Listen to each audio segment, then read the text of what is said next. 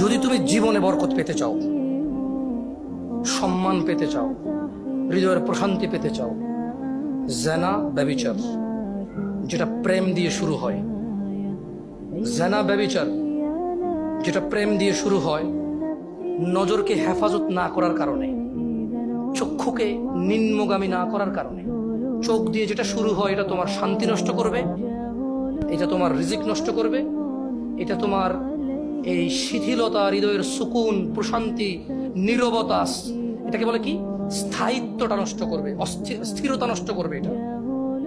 ছোট ভাই, তোমার প্রতি আমার নসিহত, তুমি কে নীল পড়ছে, লাল পড়ছে, কে ছোট পড়ছে, কে বড় পড়ছে, তুমি এগুলা মেজারমেন্ট করার দরকার নাই।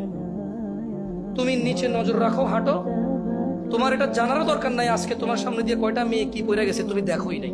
তুমি নিচে হাঁটো, যথাসম্ভব তুমি যতটুকু নিচে দেখে হাঁটা সম্ভব তুমি তোমার চোখকে হেফাজত করো।